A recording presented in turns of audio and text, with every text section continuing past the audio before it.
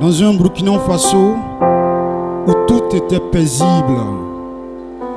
Telle la beauté de la nature, se joignent ses sourires visibles.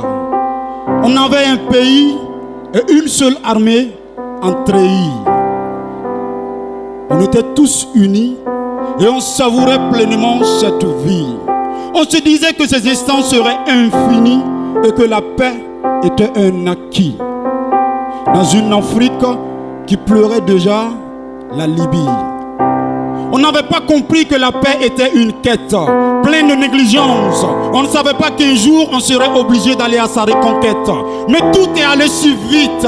Nos rires s'étaient transformés en pleurs, nous laissant avec des plaintes et de la sueur. Et bim, au cri du malheur, on avait perdu nos terres,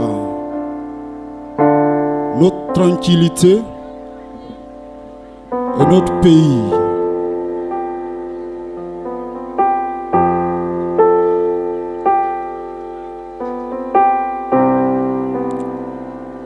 On avait perdu nos terres, notre tranquillité et notre pays. Vous savez, c'est ironique, quand on parle de paix, nous tous nous désirons la paix. Mais au fait, à quelque part, on a des actions qui sont contraires à la paix. Nous voulons la paix, mais nous avons une idée arrêtée sur ce voisin, tout simplement parce qu'il n'est pas de notre ethnie. Nous voulons la paix, mais nous refusons de saluer ce monsieur-ci, tout simplement parce qu'il ne partage pas les mêmes idéologies politiques ou religieuses que nous. Et simplement à cause de cela, on ne ressent envers lui que dédain et mépris. Nous voulons la paix, mais nous refusons de partager. Et parce que nous savons que amasser, encore amasser et toujours amasser des richesses, quitte à offusquer au passage nos semblables.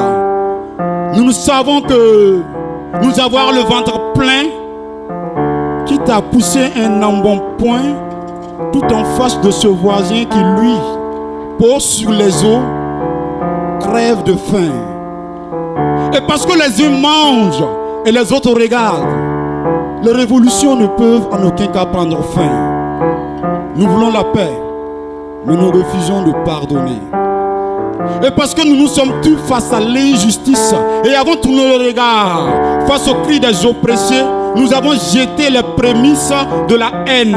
Et aujourd'hui, face à ce supplice, nous sommes dans une moindre mesure tout aussi responsables que complices.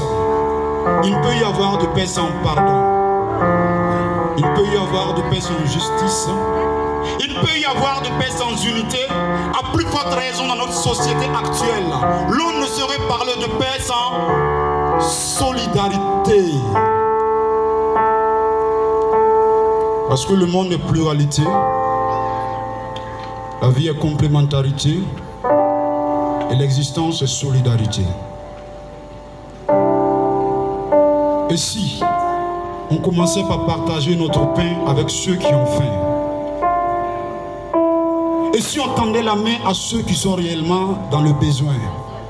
Et si pendant un instant, on oubliait nos désirs mondains et qu'on se préoccupait de toutes ces veuves et de ces orphelins? Et parce que nous sommes des acteurs de la paix, laissez-moi vous dire que nous devons préparer la guerre. Mais pas la guerre contre un frère ou une sœur, mais la guerre contre l'injustice, la guerre contre la corruption, la guerre contre la malgouvernance, la guerre contre la stigmatisation d'une ethnie.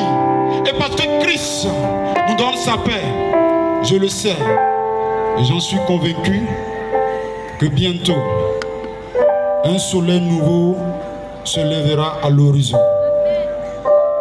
Un vent d'espoir soufflera pour cette nation.